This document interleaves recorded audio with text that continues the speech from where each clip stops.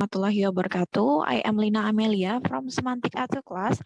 I would like to present about my article entitled An Analysis Levels of Meaning on Jalaluddin Rumi's poem entitled When I Die. Okay, we go to the next slide.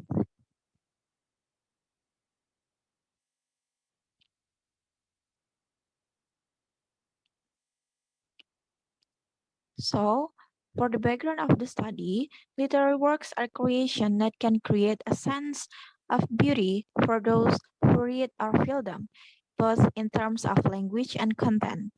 So, Prapto 1993. A poem is a work of literature that uses the sounds and rhythms of a language to evoke deeper significance than the literal meanings of the words. There are numerous literary devices that may be found in any given poem, such as meter, rhythm, rhyme, symbolism, imaginary repetition, consonance, assonance, alliteration, and so on. Poem is a literary work that language style is determined by rhythm, rhyme, and arrangement of lines and stanzas. Poem is often inspired by the reality of or feelings of the author who wants to express it in the form of poem. As an example, in the Jalaluddin Rumi's poem, which will be present in this presentation, Jalaluddin Rumi showing his thoughts and a feeling and composed it into poem. So, Jalaluddin Rumi is one of the most famous religious scholars of all the time. Uh, he was a Persian poet and born in Balkh. In addition to his devotional manuscript and poetry, he was also a great poet and scholar of Sufism. Among his famous works are poetry, manuscript, and other writings. The bulk of his writings are written in Persian. In addition to being considered one of the most popular spiritual authors of Persian literature, his work is also famous worldwide amongst lovers of literature and spirituality. And numerous famous poems and other literary works have been written by him. When I Die is one of his most famous piece of poetry, which I will present in this presentation. So, for the structure of this poem, consists of 9 stanzas, where 6 stanzas are composed of 5 lines called quatrains, and 3 stanzas are composed of 6 lines called sestats of irregular lengths. Then there is no rhyme scheme in the stanzas or the lines of the poem, although there is a certain amount of freedom in its reading. Therefore, the format or form of the poem is might be considered as a free verse poem. The theme of the poet is happy upon his death and believes to meet the eternal love and long-lasting life, which is the afterlife, where he goes after leaving this temporary world. Okay, we go to the next slide. Okay, for the next is about theoretical study. So semantic is the study of the meaning of words and sentences. And briefly, it concerns with the relation of linguistics forms to non-linguistic concepts and also explain how sentences are understood by the speaker of a language. Reimer 2010 states that semantic is the study of true meaning. Conception of meanings can be distinguished as levels of meaning. Based on it, there are 3 levels of meanings. The first one is word level meaning, the second one is sentence level meaning, and the third one is utterance level meaning. Okay, we go to the next slide. Okay, objective of this study is to find out the different meaning of each level in semantic analysis as mentioned before, which are word meaning, sentence meaning, and utterance meanings in this Jalaluddin Rumi's poetry. Okay, the method of this research is descriptive qualitative using content analysis as the way collect the data. Okay, first of all, the writer analyzes the meaning of each word of the poem, then analyze every meaning of the sentences, and the last, the writer analyzes the utterance meaning of each line in the stanzas. As a result, the writer found the meaning of each label from Jalaluddin Rumi's poetry. Okay, now we go to the next slide. It's about findings and discussion. Okay, for the first line, when I die, uh, the word meaning, as you can see on the slide. Then for the sentence meaning, the time when the writer is not living anymore. And for utterance meaning, is the writer refers to the time when he is dead.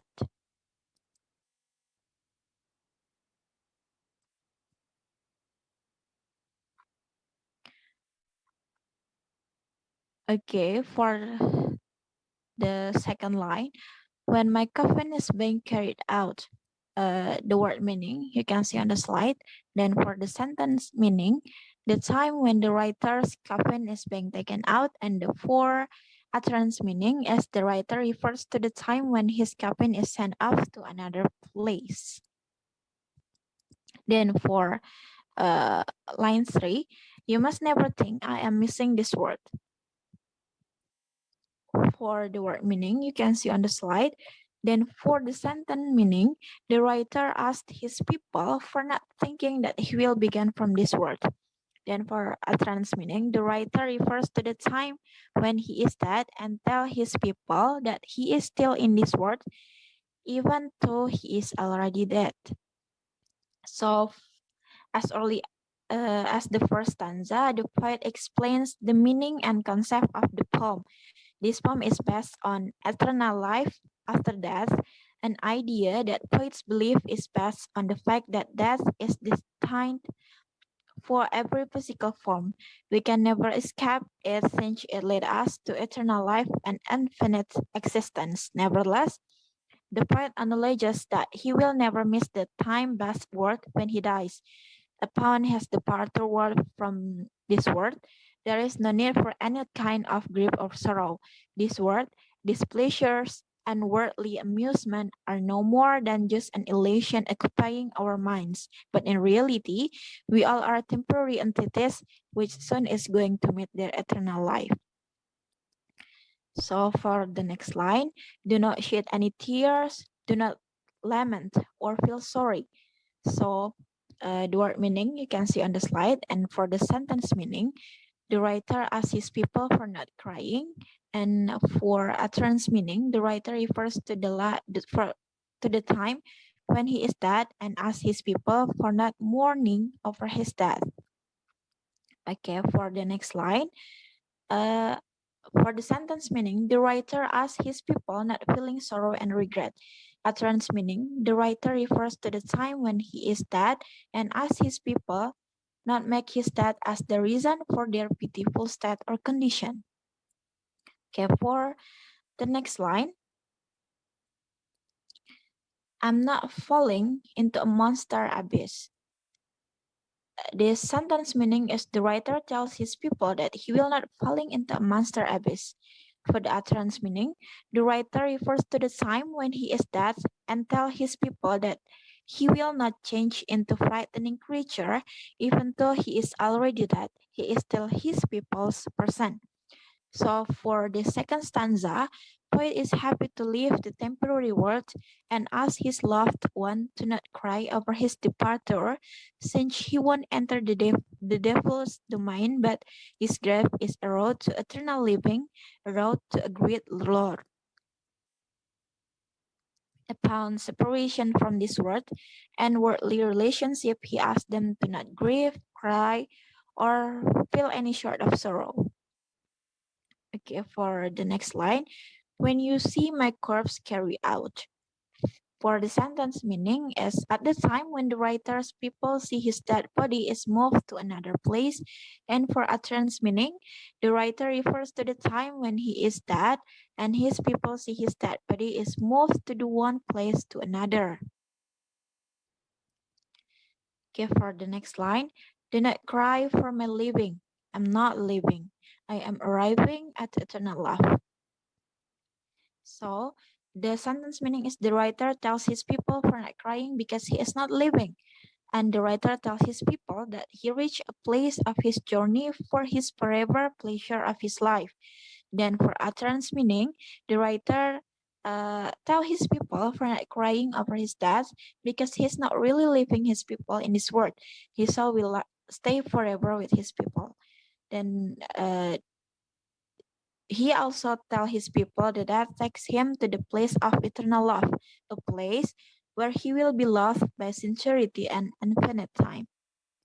In this stanza, the poet is saying that he is not dying, but rather is arriving at the place of eternity where no one will die, and that place is not temporary, but rather a permanent living and permanent and long lasting love for the entire universe.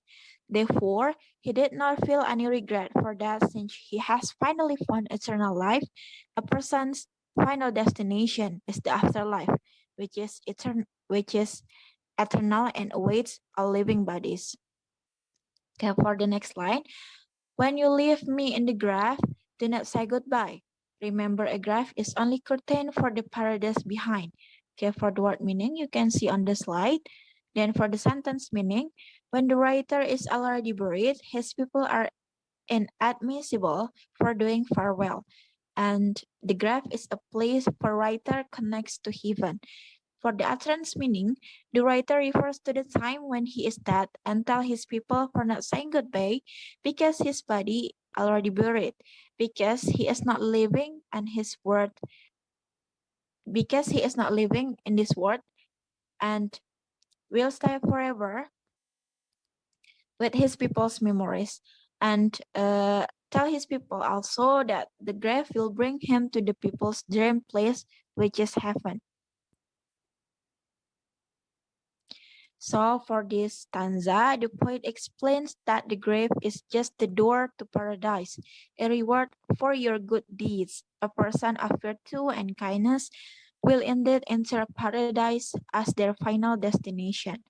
Those attending my farewell, please understand that my grave is not actually just a thin wall that stands between a pious man and the eternal living. Okay, for the next line, you will only see me descending into a grave. Now watch me rise. For the sentence meaning, his people will only see the writer's dead body buried, but at the same time, he will go to the higher place. For the utterance meaning, the writer refers to the time when he is dead and tell his people that only his dead body buried, but he will go to the to go. Uh, he will go to a better place. Okay, for the next line. How can there be an end when the sun sets or the moon goes down? The word meaning you can see on the slide. There are so many. Then for the sentence meaning, the writer that will not be the end of the world because the earth and the moon will keep rotating. And for utterance meaning, the writer refers to the time when he is dead and tell his people that his death will not make the world come to end. His people still can continue their life even though he is already dead. So for this stanza, the coffin carrying my body can be seen going into my grave, but it's not actually the end, but the beginning of my new life. That's what actually the writer want to tell the reader. Then the sun sets every night, signaling the end of the day, and the moon signifies the end of the night. But do they actually end? But the setting down of the sun and moon is actually a preparation for the next day and new life. The same goes for all living entities. There is an awaiting eternal afterlife for all of us. We are gonna reborn again to live that long lasting life of love and eternity. Okay, we got to the next line. It looks like the end. It seems like a sunset, but in reality, it is the dawn. Okay, for the word meaning, you can see on the slide. For the sentence meaning, that does look like the end of the world. And at the writer's death, die seems like the end of the day, but it actually is beginning of another new day. For the utterance meaning, the writer refers to the time when he is already dead and tell his people that his death probably just like the end of the world, but it is not really the end of their life. Then He is also tell his people that his death will not make the world come to end. Even though his people are surrounded by regret and mourn feeling, they still have to continue their life because the world is not end yet. Okay, for the next line, when the grave locks you up, that is when your soul is freed. Okay, the word meaning you can see on the slide. And for the sentence meaning, when his dead body buried, at the same time, his soul got freedom of this world. And for the utterance meaning, the writer refers to the time when he is dead and tell his people that this dead moment will give his soul freedom, even though his dead body buried in the grave, but his soul freed from this world and be able to stay for indefinite period of time with his people memories. So for this stanza, the setting of the sun and the moon is an indication that they should perform their function to bring in the new day and the new light. And the new night. A similar scenario occurs when that separates the soul from the body, since our true existence resides in our soul, which is eternal. Our soul spent a temporary period of time in the world and is now free from all forms. In other words, when we enter the grave, we let our soul out of our body, which is now immoral. Okay, we go to the next line. Have you ever seen a seed planted in earth not rise with new life? Why should you doubt the rise of a seed named human? Okay, the word meaning you can see on the slide. And for the sentence meaning, have people ever seen anything that does not grow in this earth? And why do people doubt that someone's that will give birth to other creatures? Then for utterance meaning, the writer tells us about everything that goes on from this world will be reborn into a new creature, such as a seed that grow up, become a plant. Then the writer tells us that even though the death will give us the more feeling, there will be always something new in this world, and we have to continue our life in this world as human beings. Okay, for this stanza, the poet metaphorically compares man to a seed in this stanza, focusing on the phenomenon of a seed germination process reproducing itself as a new plant. Human beings, he tells us, are like seeds and will be reborn into a new and perpetual life after they are buried. Okay, we go to the next line. Have you ever seen a bucket lowered into a well come back empty? Why lament for a soul when it can come back like Joseph from the well? Okay. The word meaning you can see on the slide, and for the sentence meaning, have people ever seen a bucket lowered into a well come back empty? And why do people grieve for so long when things can go back to being good like Joseph from the well? So, for the utterance meaning, the writer tells us when something gone will provide a place for new thing to come in this world. And the writer tell us, the writer also tell his people for not mourning every his death for a long time because they have to live their life and be okay again. Okay, for this stanza, we should believe in the possibility of life after death for humans. Our afterlife is certain and eternal. Our poet reminded us of the story of Prophet Joseph, who was being thrown into a well, but the Lord's mercy brought him back to life, and he lived as a prosperous and exemplary life. So why should you grieve over my burial? He sighed. Then through the mercy of God, I will be able to reach a place of greater esteem and prosperity for all the time. Okay, for the next line, when and for the last time you close your mouth, your words and your soul belong to word of no place and no time. So the word meaning you can see on the slide, and for the sentence meaning, at the time when the last word from your mouth spoken, and our last words and soul will live forever in this world. For the utterance meaning,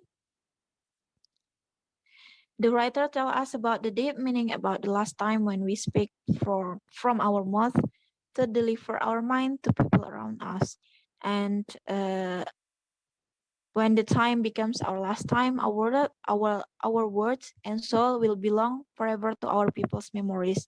Even though our life is just a story behind, it will be a precious moment that we'll remember by our beloved people for a long time.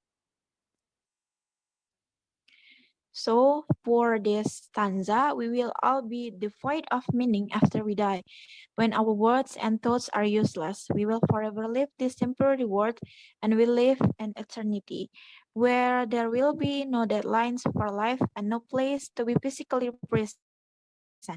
We are souls, and souls are free from all physical forms. Okay, for the next is conclusion. In conclusion, this poem have deeper meaning for each level in semantic analysis. The poem is about spiritual awakening of our souls, reminding us about death, which is our fate and actually a path towards an eternal life.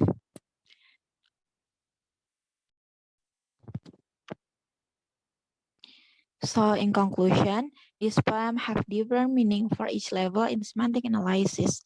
The poem is about spiritual awakening of our souls, reminding us about death, which is our path and actually a path towards an eternal life.